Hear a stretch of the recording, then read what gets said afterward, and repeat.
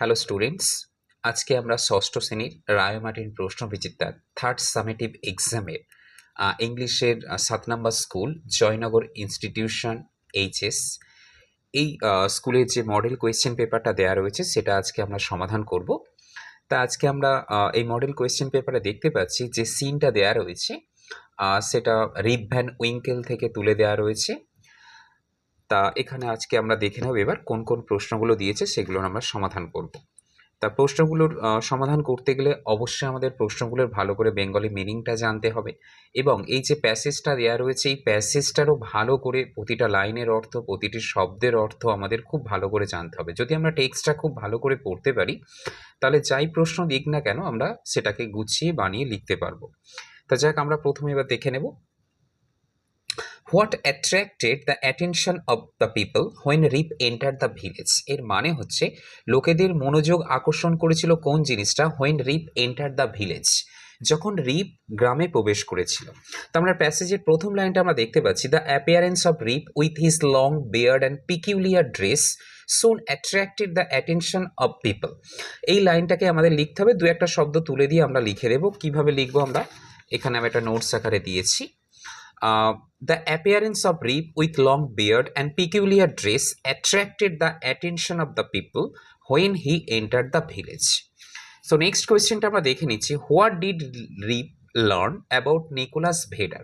তাহলে Nicolas Vedder সম্পর্কে রিপ কি জানতে পেরেছিল? তাহলে এখানে আমরা দেখতে পাচ্ছি যেটা Rip learned that Nicholas Vedder had died 18 years ago. Rip জানতে পেরেছিল যে নিকোলাস ভেডার 18 বছর আগে মারা গিয়েছে। এই টেক্সটে আমরা লাইনটা দেখতে পাচ্ছি he is dead and gone for this 18 years। এটাকে আমাদের একটু গুছিয়ে লিখতে হবে।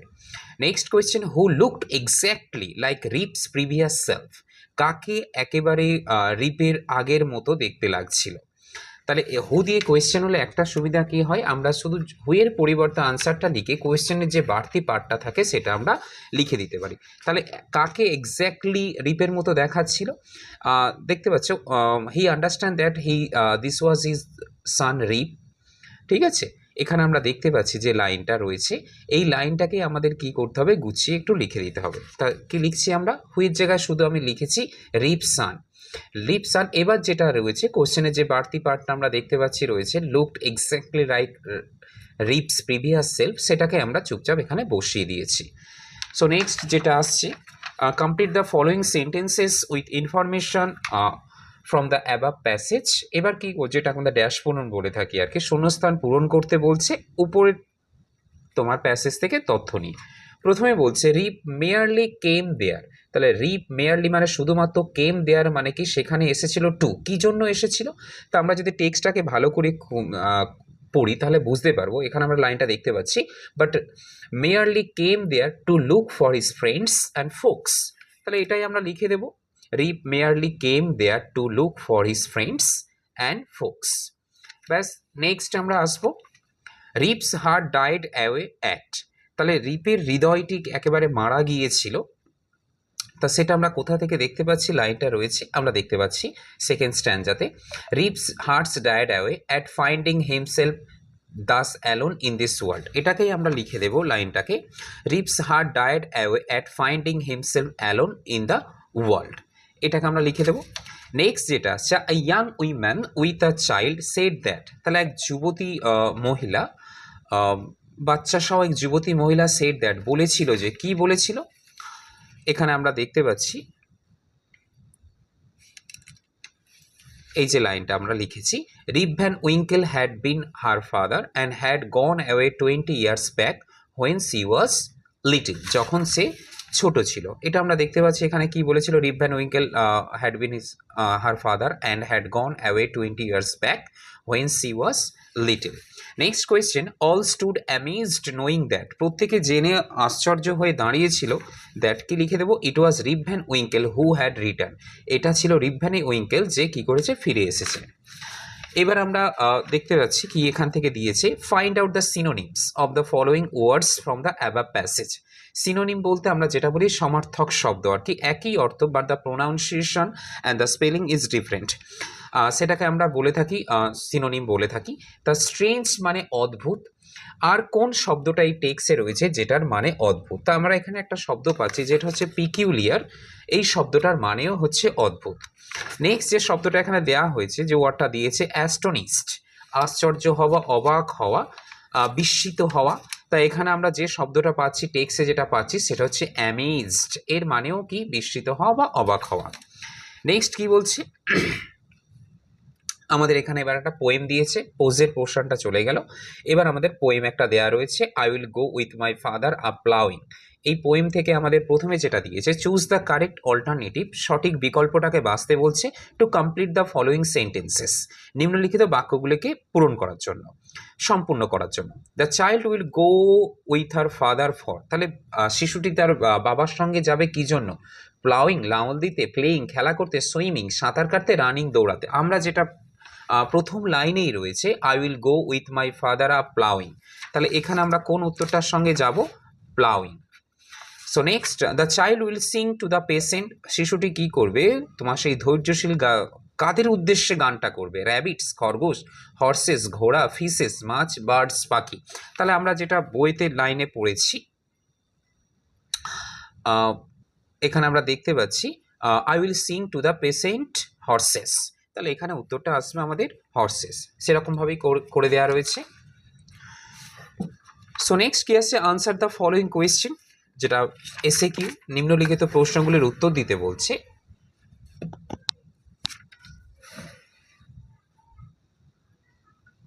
কি প্রশ্ন আছে?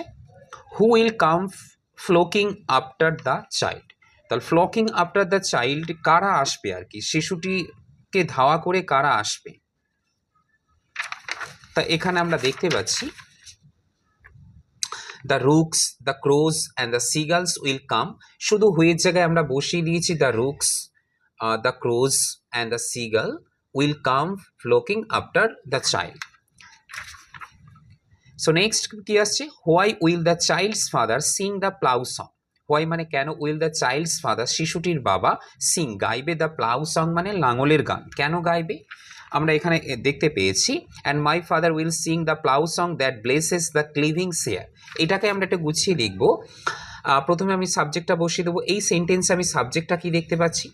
দ্য চাইল্ডস ফাদারটা হচ্ছে সাবজেক্ট, তাহলে সেটাকে প্রথমে বসানো হয়েছে। যেহেতু সেন্টেন্সে বা কোয়েশ্চেনে মডাল ভার্ব থাকলে আমাদের সাবজেক্টের পরে সেই মডাল ভার্বটাকে বসাতে হয়। The child's father sing the plough song because it will bless the cleaving share. So next এখানে আমাদের দেওয়া হয়েছে ট্রু ফলস দেওয়া রয়েছে। Right T for true and F for false statement in the boxes on the right hand side. The green field is situated by the lake. সবুজ ক্ষেত হচ্ছে তোমার হ্রদের পাশে অবস্থিত, তাহলে এটা একেবারে ভুল। এটা হচ্ছে আমরা দেখতে পাচ্ছি green field by the sea, এখানে বলছে লেক, তাহলে আমরা কবিতায় যেটা পড়তে পাচ্ছি তোমার সমুদ্রের পাশে রয়েছে, এখানে বলছে লেকের পাশে, তো এটা টোটালি ফলস, এইভাবে ফলস করে দেওয়া হয়েছে। সো নেক্সট কি আসছে? The child's father will sing the plough song, তাহলে শিশুটির বাবা তোমার কি গান করবে? লাঙল দেবার গান করবে, এটা একেবারে ঠিক, সেই জন্য এটা ট্রু করে দেওয়া রয়েছে। এবার আমরা গ্রামার পোর্শনে চলে যাব।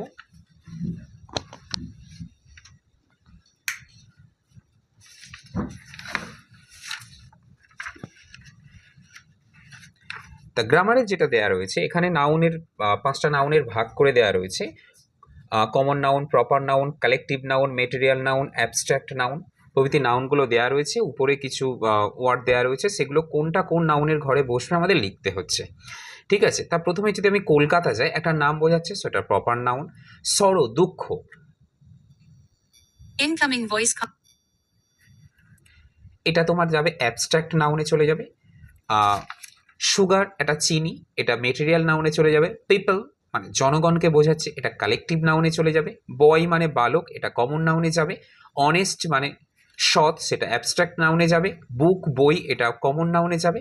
সানডে একটা নাম বোঝাচ্ছে, সেই জন্য এটা প্রপার নাউনে যাবে। তাই এখানে সমস্ত জিনিসটা করে দেওয়া রয়েছে।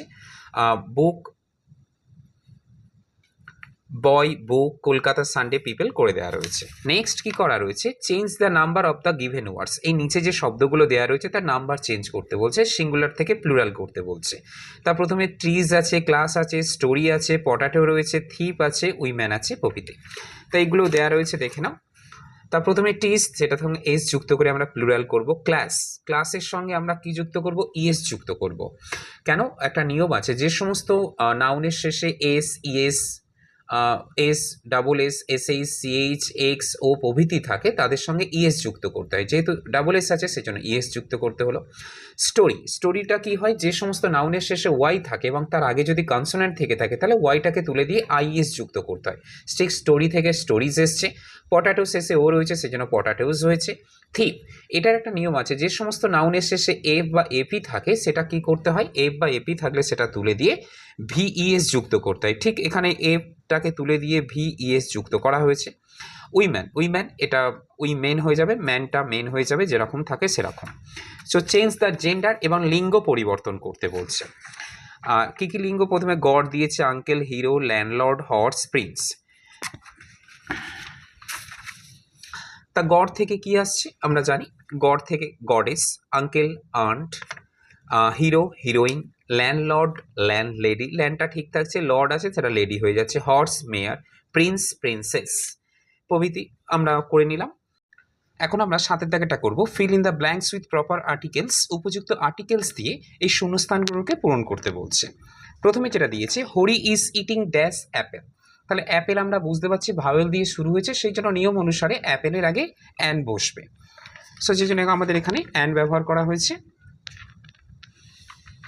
এখানে আমরা অ্যান ব্যবহার করেছি। Next, mother reads that's Ramayana. তাহলে যেহেতু রামায়ণা মানে রামায়ণ যেহেতু একটা ধর্মগ্রন্থ, সেই জন্য রামায়ণের আগে আমাদের কি ব্যবহার করতে হবে, দা ব্যবহার করতে হবে। Mother reads the Ramayana. Next, mister Sen is dash FRCS doctor. তাহলে মিস্টার সেন হন একজন এফআরসিএস ডক্টর। তা যেহেতু এফ এটা একটা বড় নামের শর্ট ফর্ম, সেই জন্য কী হচ্ছে, আমাদের প্রথম যে লেটারটা রয়েছে এই লেটারটাকে ভেঙে নিতে হবে। যেহেতু এফ এটা কনসোন্যান্ট, কনসোন্যান্ট ভাওয়েল ছাড়া গঠিত হয় না, সেই জন্য এফটা এর সাহায্য নিয়ে গঠিত হয়েছে। কিন্তু এটার যেহেতু শুরুতে রয়েছে বা আগে রয়েছে, সেই জন্য এ অনুসারে কি করতে হবে, আমাদের আর্টিকেল বসাতে হবে। যেহেতু এ আছে এইস ভাওয়েল, সেই জন্য কী হচ্ছে, এখানে আমাদের অ্যান ব্যবহার করা হয়েছে। Next, the world is not dash happy place. তাহলে জগৎটা একটা সুখী বা আনন্দের জায়গা নয়। তাহলে এখানে কি আসছে, আমরা এখানে জাস্ট এই ইউজ করে দেবো। নেক্সট কি বলছে, fill in the blanks with proper preposition. Proper উপযুক্ত প্রেপোজিশন দিয়ে শূন্যস্থানগুলোকে পূরণ করতে বলছে। Next, the cup is dash the table. তা কাপ নিশ্চয়ই টেবিলের নিচে বলবো না, টেবিলের উপরেই থাকে। চাটা খেতে দিলে আমরা টেবিলের উপরেই রেখে খেতে দিই, সেজন্য কি the cup is on the table, সেই জন্য আমরা কি ব্যবহার করেছি, এখানে অন ব্যবহার করা হয়েছে। Next, we live dash Jaynagar. Jaynagar একটা বড় স্থানের নাম, জায়গার নাম, সেই জন্য উই লিভ ইন জয়নগর হবে, সেই জন্য ইন ব্যবহার করা হয়েছে। Next, they are going dash market. তারা যাচ্ছে, তা কোনো একটা অভিমুখ রয়েছে, একটা উদ্দেশ্যে বা একটা দিকে যাচ্ছে, সেই জন্য কি হচ্ছে, টু মার্কেট লিখতে হবে, they are going to market. Next, Sushi lives dash Kolkata. Kolkata একটা the capital of West Bengal, সেই জন্য একটা বড় জায়গা, সেই জন্য তার আগে আমরা ইন ব্যবহার করছি। Sushi lives in India. এবার নেক্সট আমাদের কি করতে বলেছে, put the following words in the proper boxes. উপযুক্ত বাক্সে এইগুলোকে ওয়ার্ডগুলোকে লিখতে বলছে। এখানে আমরা জানি যে person is of three types, first person, second person and third person. এখানে যেটা রয়েছে আই, তাহলে এটা আমরা ফার্স্ট পার্সনে যাব। টিচার এটা থার্ড পার্সন সিঙ্গুলার নাম্বারে যাবে। ইয়োর এটা সেকেন্ড পার্সন, ইট এটাও third person, mine first person, Amal এটা হচ্ছে থার্ড পার্সন। তাই এখানে সেটা আমাদের করে দেওয়া রয়েছে। I, mine first person, your হচ্ছে সেকেন্ড পার্সন, টিচার, ইট, অমল যেটা আছে এটা হচ্ছে থার্ড পার্সনে চলে যাচ্ছে। নেক্সট, এখানে কিছু করতে দিয়েছে, translate the following sentences into English. ইংলিশে ট্রান্সলেট করতে বলছে। সূর্য পূর্ব দিকে ওঠে, এটা ইউনিভার্সাল ট্রুথ। একমাত্র 12খানা টেন্সের মধ্যে প্রেজেন্ট ইনডিফিনাইট টেন্সেই ইউনিভার্সাল ট্রুথগুলো লেখা হয়, সেজন্য উত্তরটা কি আসবে, the sun rises in the east. Next কি বলছে, রাতুল নদীতে সাঁতার কাটছে। তা রাতুল নদীতে সাঁতার কাটছে, এটা হচ্ছে প্রেজেন্ট কন্টিনিউয়াস টেন্স, কারণ তার কাজটা চলছে, সেই জন্য কী হবে, প্রেজেন্ট কন্টিনিউয়াসে Ratul is swimming in the pond. Next, Ram মাঠে দৌড়াচ্ছিল। রাম মাঠে দৌড়াচ্ছিল, ইটস পাস্ট কন্টিনিউয়াস টেন্স, কারণ তার কাজটা অতীতে চলছিল, সেই জন্য কী আসবে, প্রথমে সাবজেক্ট, তারপর ওয়াজ ওয়ার, তারপর ভার্বের সঙ্গে আইএনজি যুক্ত করতে হবে আমাদের। Ram was running in the field.